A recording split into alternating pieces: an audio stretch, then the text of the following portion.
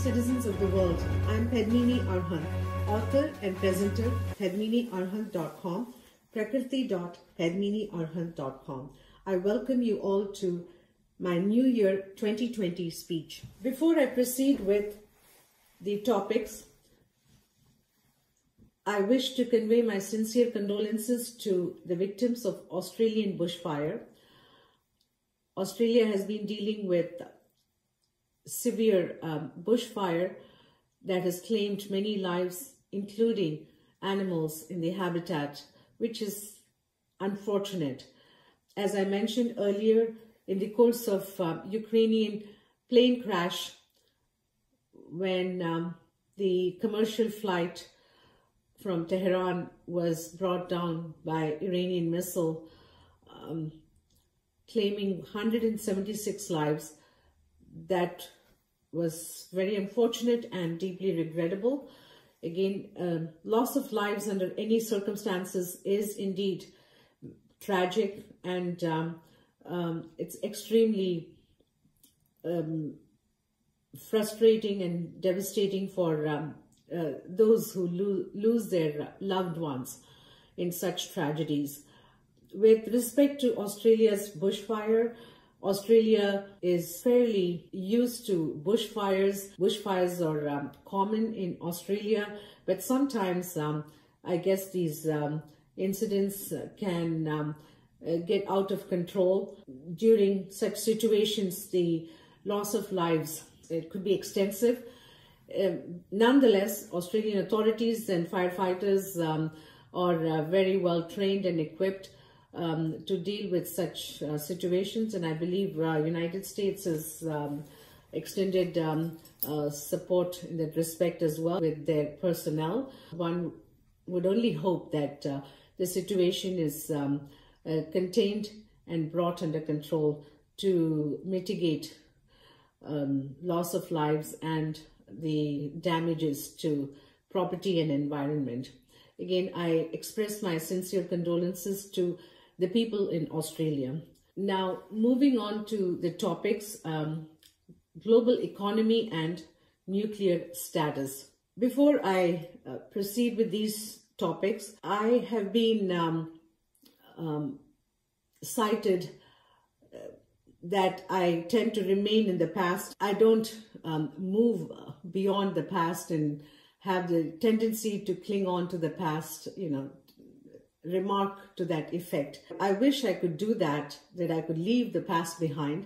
Unfortunately, the past is what is represented in the present, with no changes in the present time as well, is what is going to be the future. That is the reason why I have to remind those in position of power and authority about their actions, decisions in the past, continued in the present, with no changes whatsoever, is going to be the status quo tomorrow. So that is why there is a need for them to do something about it, and that is why I'm forced to bring the past in the present time. That is what I have to say, that the actions and decisions in the past have led to the present, and upon no acknowledgement to this effect or efforts to remedy the erroneous and egregious indulgence, would continue to be the future that is neither desirable nor feasible. I share my thoughts and concerns over current events and developments, along with status quo maintained over a century that has long been affecting humanity in the emerging and developing economies in the world.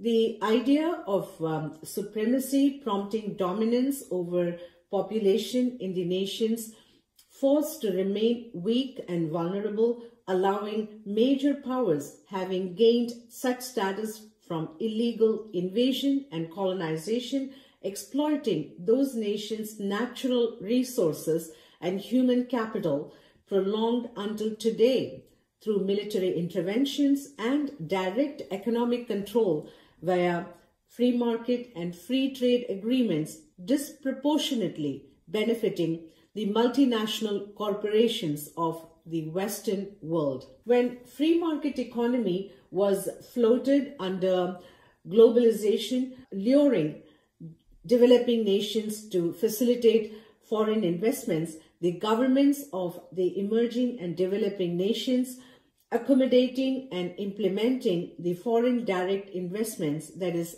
FDI, fail to protect the domestic environment, having impact in formal and informal sectors, largely comprising retail industry, small and medium enterprise, together with other sectors in the economy.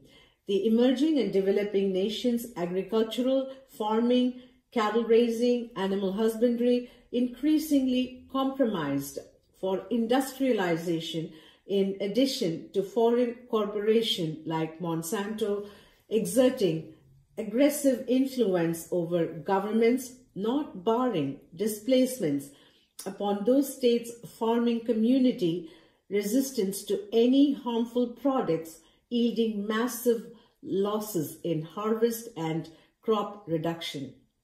These issues, largely ignored thus far, despite validity in farmers' suggestion for appropriate measure suitable to those nations' climate and economic conditions. The foreign direct investment upon meeting relevant employment, environment, and necessary arrangements on safety and security of local workforce, as well as impart training in the respective industry, would be viable to boost economic growth.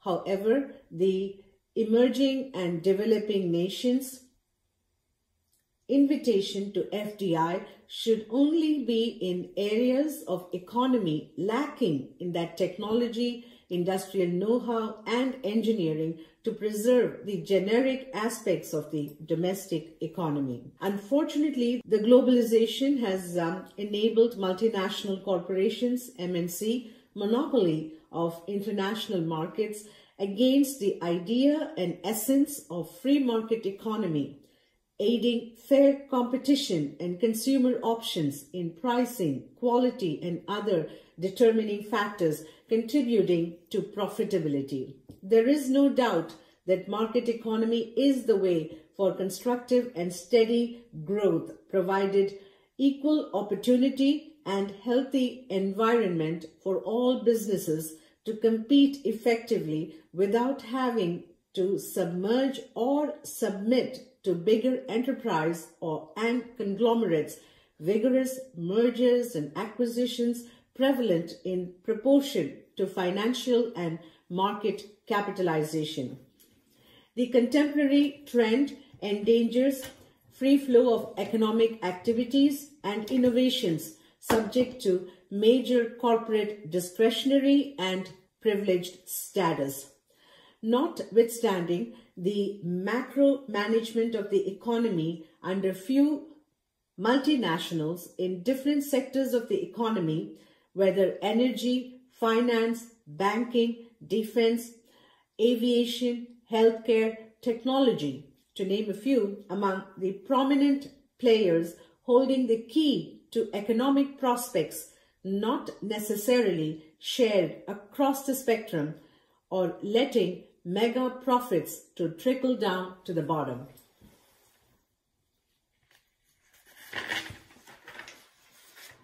As a result, the major corporate, that is bigwigs, clout over politics through campaign financing, bidding on candidacy, and outright oligarchy governance undermining democracy and electoral process, besides stymieing judiciary, environment rules and regulations, and labor laws are customary practice. Capitalism, left to benefit all competing in the domestic and global market, would lead to desperately required universal growth and development. In contrast, capitalist socialism, granting financial bailouts at ordinary taxpayers' expense, financial scandals and frauds committed in some economies, with offenders absconding from their country of origin never to return due to severe banking and financial mismanagement, exacerbating economic woes and gross negligence in the misuse of public funds in the banking industry. The worst is multi-billion dollars mega corporations enjoying special status from political lobbying for tax breaks end up paying zero taxes. That's right, zero taxes. And often subsidies meant for boosting job growth and productivity are utilized in enhancing top 1% personal wealth, while the rest are bereft of any benefits within corporate structure and in the economy. The antitrust laws curbing too big to control in the economic sector are necessary for systematic capital flow, goods and services that would be precursor in all fronts, and inflation in particular, without having to artificially adjust prime rate on lending and borrowing to control inflation or stagflation experienced by some emerging and developing economies in the fading positive growth affecting aggregate output and current account deficit. Though market economy is a better system in creating and generating new independent concepts and methods in different areas of the economy, the public funding and national revenues from taxes and consumer spending must be invested back in citizens' lives, such as universal health care, free education, retirement savings, social security benefits, and unemployment benefits to alleviate poverty and preventable disease. Additionally, small business loans for marginalized segments, women, army veterans, and physically challenged citizens to live a life with dignity deserves government attention and action. The public funds should also cater for infrastructure, starting with proper roads, highways, bridges, railways, etc. in the wide angle. At the municipal level, in the developing nations and emerging economies, the sewage system eliminating manual cleaning designated to the so-called lower caste demography, example in India under archaic caste hierarchy, is long overdue. The modern techniques providing the operatives proper gear, safeguarding them from health hazards and other environment pollutions is the least expected from local governments and authorities responsible for safety and healthy working conditions in society. The other aspects in the economy are fair trade over free trade, long been debated without any movement in that direction. The latest initial agreement reached between United States and China might be welcome among businesses with manufacturing and assembly base in China, like consumer goods and electronics, laying prolonged uncertainties to minimal effect.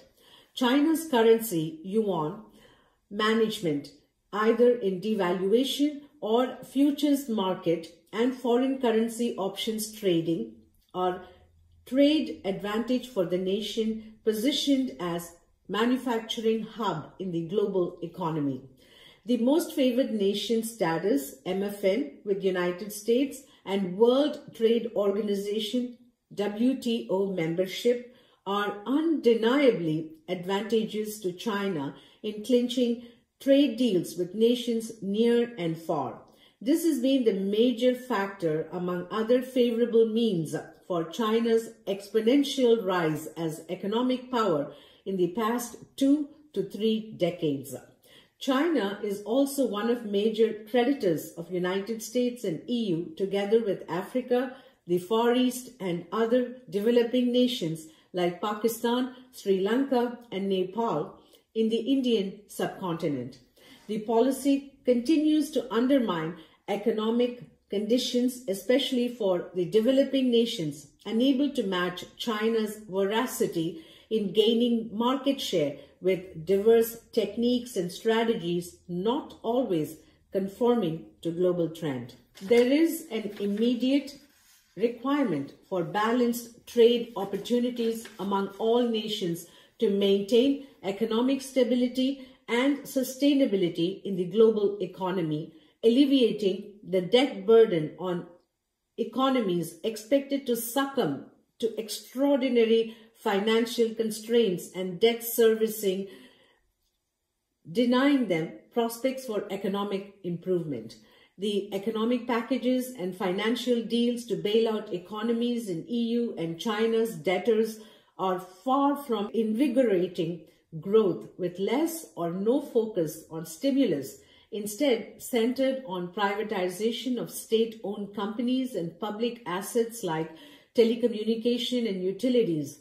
National ports take over. For example, the Hambantota Maritime Port in Sri Lanka, taken over by China, draining national reserves towards debt payments in the current economic setting. These are some of the anomalies behind growing economic disparity and stagnancy in the developing nations situation.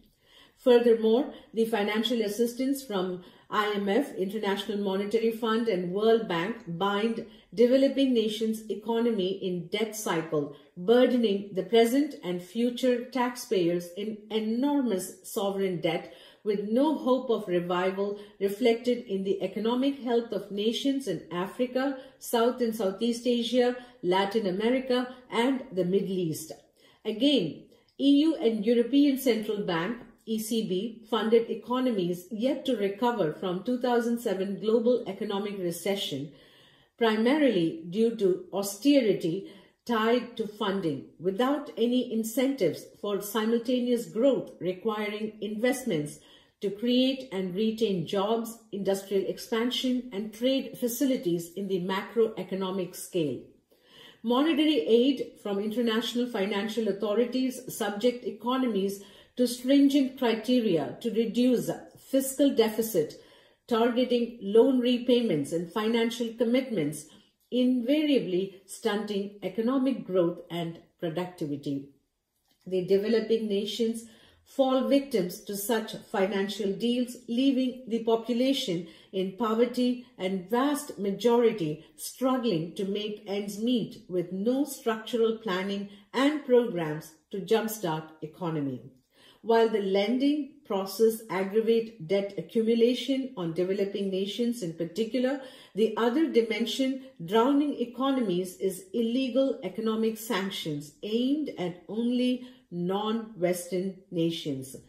Again, I emphasize aimed at only non-Western nations to oblige major Western powers stipulations, them having never experienced the slow, painful death inflicted on people of these states, depriving them of food, medicines, vital goods and services for survival.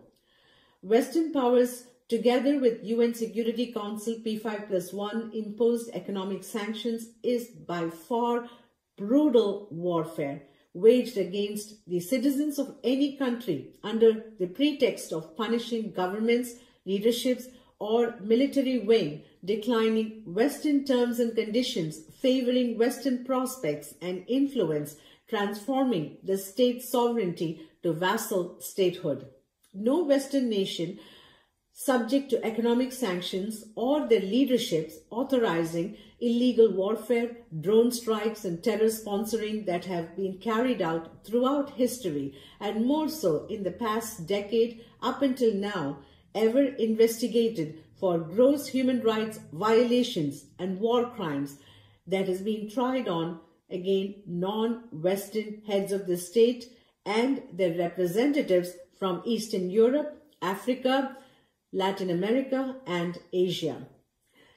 United Nations Security Council economic sanctions premised on human rights violations, political rights, and especially nuclear activities are loosely and arbitrarily justified against non-Western nations, including military actions to further enhance P5+1 economic opportunities and strategic dominance in those regions, conforming to P5+1 legacy on invasion, occupation, and territorial annexation, continuing unabated until today. In view of the past and present conspicuous bias and partisanship against non-Western nations, United Nations Security Council P5+1 or unilateral economic sanctions from United States, Israel, and any other Western and allies enforced sanctions on economic trade and monetary transactions related to commerce is null and void. I repeat, in view of the past and present conspicuous bias and partisanship against non-Western nations, UNSC P5+1 or unilateral economic sanctions from United States, Israel, and any other Western and allies enforced sanctions on economic trade and monetary transactions related to commerce is null and void. Reiterating above statement that economic sanctions is a direct warfare against people of those states without providing them a chance to defend or present their position to resolve any issues amicably through diplomacy and direct dialogue at the highest level.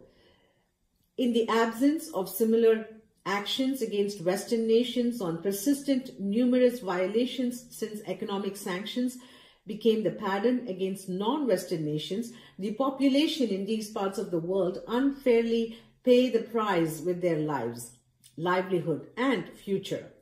The economic sanctions freezing trade activities and bank accounts of sovereign nations is illegal and could no longer bind on the basis of selective few members' discretion to serve their exclusive interests. In a nutshell, capitalism could thrive with pertinent oversight on banking and finance together with compliance on environment, employment laws without flouting ethics, stymieing judiciary, general code, ordinance and legal requirements in domestic and foreign domain. Capitalism without corruption and cronyism to dominate politics could lead to stable economic growth and viability. On nuclear matter, nuclear threats and options unequivocally endanger humanity and the world at large, experienced in the past and present century, namely Hiroshima and Nagasaki, toxic agents like napalm used during Vietnam War, nuclear components such as depleted uranium against Iraq, nuclear-laden missiles on Syrian skies in the 8 years of war beginning in 2011, US and NATO carpet bombing in Libya on March 19, 2011, deadly chemical and biological warfare continued through terror outfits in the Middle East until now.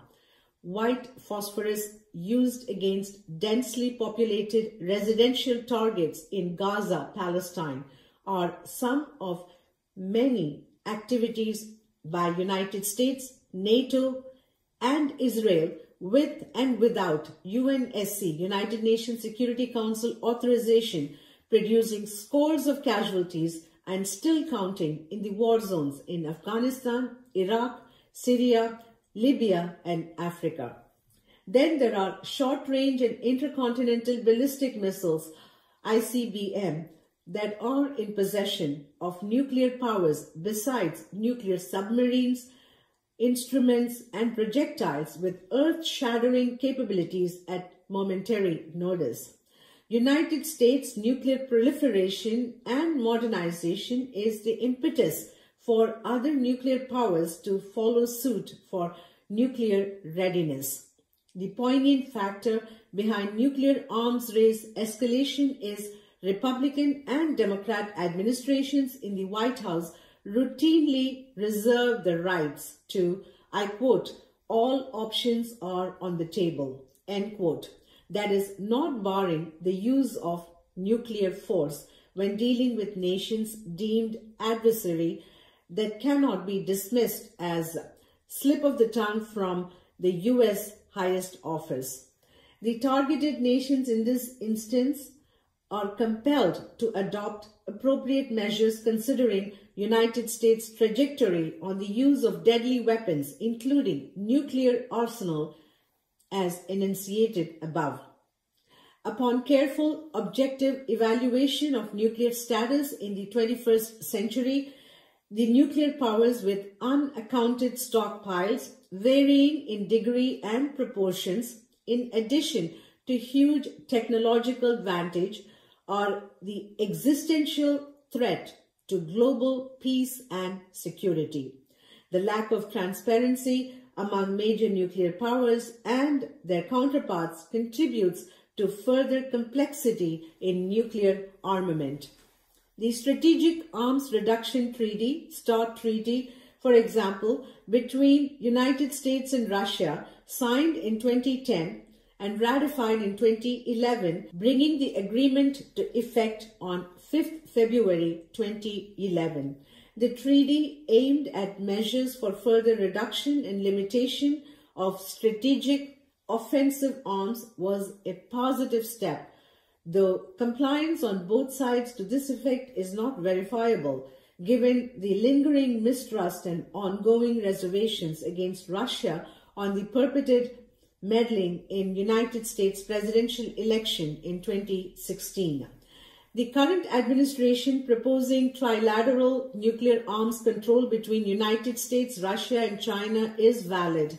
Nonetheless, the present administration extending the existing 2011 START Treaty between United States and Russia due to expire in 2021, that is next year, following the 10 years time frame with an option to renew for another 5 years, subject to mutual agreement, is critical to contain nuclear arms on all sides until the proposed trilateral treaty materialize and comes into effect. As for the classification on responsible versus reckless over nuclear status and nuclear missions, those who claim themselves to be responsible proved to be otherwise in the history of mankind and in the use of nuclear materials and arsenals so far.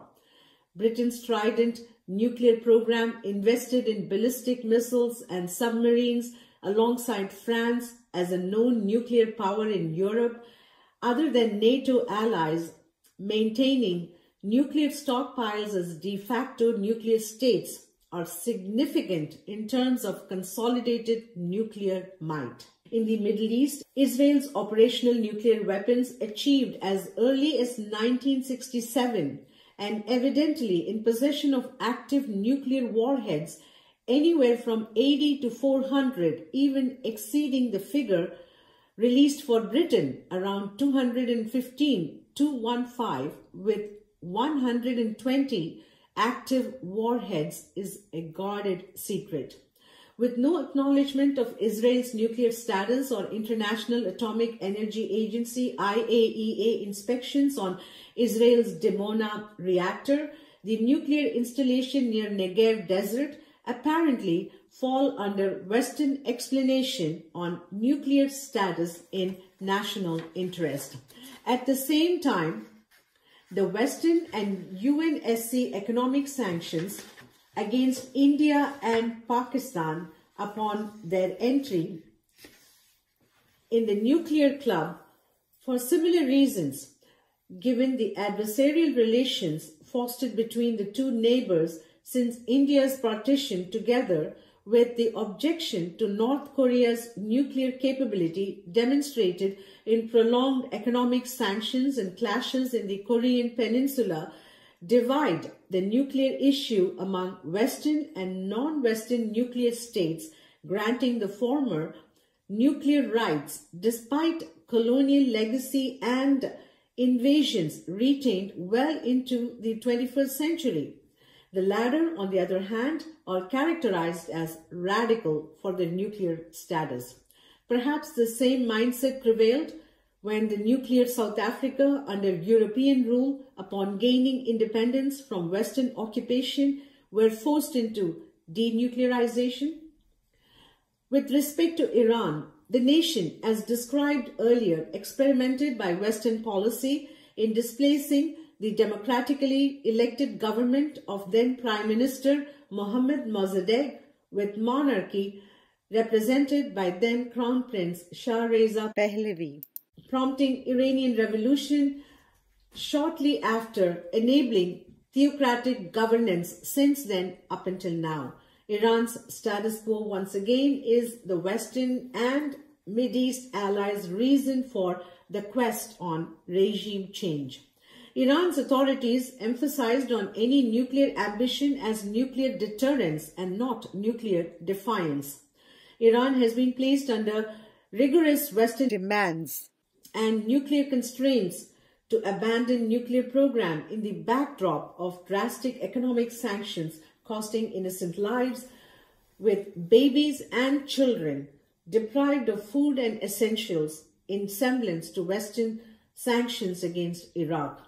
Iran's nuclear activities has been nowhere near the threshold deserving any action, let alone economic sanctions and constant harassment involving recent murder of the Iranian top general Qasem Soleimani to justify Western and allies' contempt for Iran's resolve to stay on course.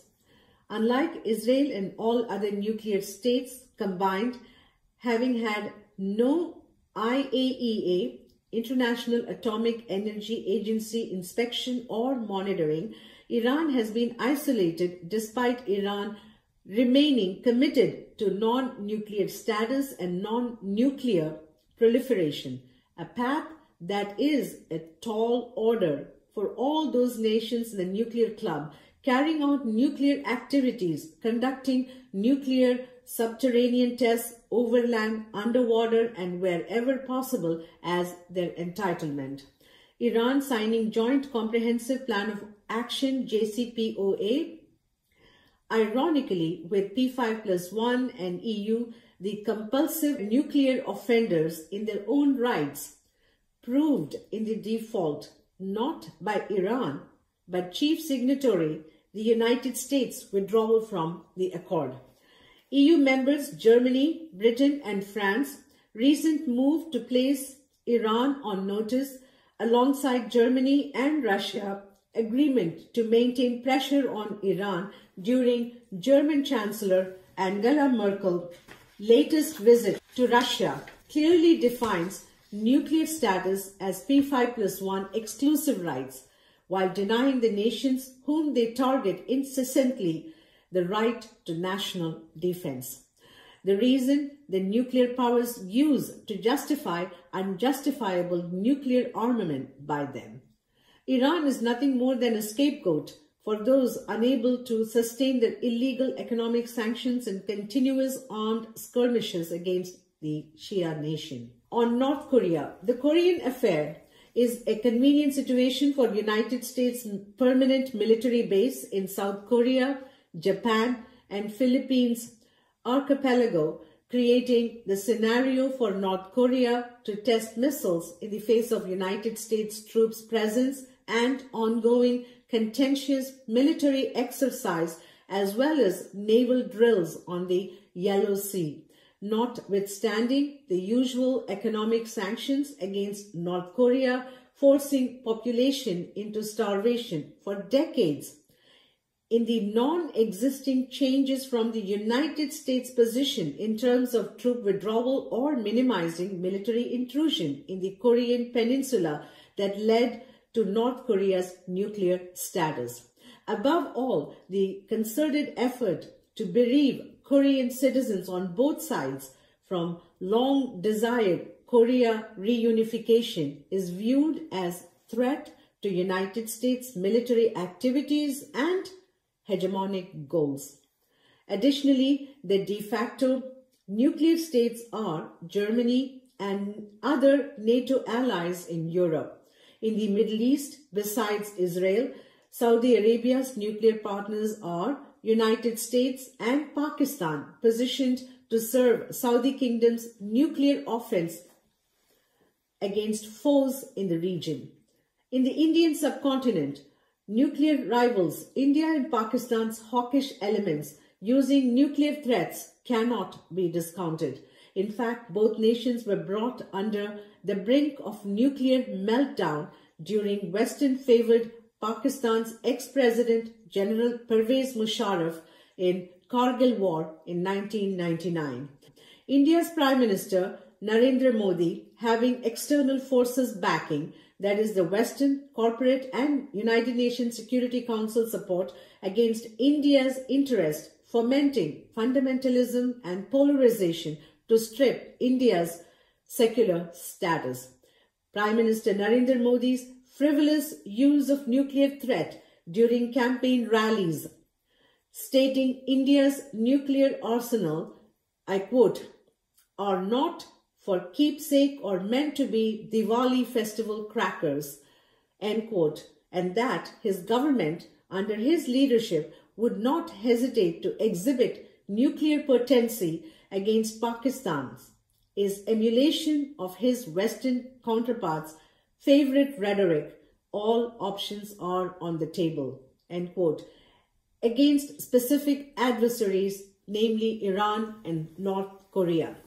In light of global nuclear configuration with all nuclear states engaged in relentless nuclear pursuits and augmentation under the guise of containment, they individually and collectively imperil humanity and environment. Some nuclear nations, namely Israel, India, Pakistan, to name a few, declined to commit to nuclear non-proliferation, arguably citing prominent nuclear powers as the trendsetters. Juxtaposed, many non-nuclear states, including Iran, are committed members of nuclear non-proliferation is noteworthy. The nuclear powers, beginning with United States, Britain, France, Russia, China, India, Israel, Pakistan, and North Korea, together with all other de facto and passive members moving towards nuclear disarmament, is no longer an option but a necessity and serious responsibility, making this world and environment safe and secure for all species now and in the future. Again, I repeat, the nuclear powers, beginning with United States, Britain, France, Russia, China, India, Israel, Pakistan, and North Korea, together with all other de facto and passive members moving towards nuclear disarmament, is no longer an option but a necessity and serious responsibility, making this world and environment safe and secure for all species now and in the future. There could be no preferences or prejudice for one against another in this regard. The nuclear policy designed and retained thus far, contributing to unfettered, unaccounted nuclear arms race, is the norm against sensible, logical requirement for nuclear-free world. Furthermore, nuclear site containing nuclear stockpiles prone to nuclear accidents like Chernobyl disaster in 1986 under then Soviet Union-controlled Ukraine. Similar incidents related to nuclear arms transportation and submarines operation costing lives in the United States and Russia are barely reported in the era of secrecy and opaqueness. Not to mention the nuclear reactor malfunction triggering Fukushima nuclear chaos in Japan in 2011 in the aftermath of tsunami continues to haunt the citizens in Fukushima prefecture, forming the basis for peaceful protests dispersed with violence near Kudankulam nuclear power plant in Tamil Nadu, India in 2012. Importantly, nuclear arms possession, maintenance and refurbishment aided in technology and other modern techniques cost a fortune, consuming the bulk of national budget even for economically affluent nations, let alone the developing and emerging economies, namely Pakistan, North Korea and India, dealing with severe economic crisis, unnecessarily caught in the predicament to prioritize nuclear defense or offense over economic growth and development. As a matter of fact, the citizens dying from hunger, poverty and disease at an alarming rate in all these years in these nations neglected in strengthening unaffordable nuclear capability at the expense of vast majority. Accordingly, the nuclear powers, without exception, rising to the occasion in denuclearization program comprising environmentally safe and diligent disposal as well as destruction of nuclear arsenal of all kinds is imperative for global peace and security. The process must be transparent and comprehensive, not exclusive, utilizing elite and privileged status to evade responsibility and accountability by any nuclear power and their partners having slighted the urgent termination of nuclear activity on all fronts by all, again exempting none whosoever. Expecting Iran and North Korea to renounce nuclear pact with other nuclear powers, intimidating them with nuclear options against these two nations is a strategy smothered in hypocrisy. Any civilized world and society would recognize the inherent flaws and exemplify such demands through their renunciation of nuclear status for others' adherence in genuine care for humanity and earth protection. Finally, the Western policy on economic sanctions inflicting pain and death on ordinary lives to provoke the people against the government they target for regime change constitutes a war crime. The economic sanctions and obstruction in trade and commerce to suppress non-Western economies from due progress is a serious violation wreaking contempt and bias in the otherwise global economy paradigm, inhibiting protectionism upon government's focus on improving domestic economy within through tariffs and import duty. This brings the topics to conclusion. I will be back to discuss other topics such as the role of United Nations as an international organization in contemporary politics. Additionally, the topic will also touch base extensively on democracy, meaning and purpose. Last but not the least, environment connected to climate change and treaty will all be discussed in the next session or presentation. I appreciate your patience. I thank you all for your attention and interest.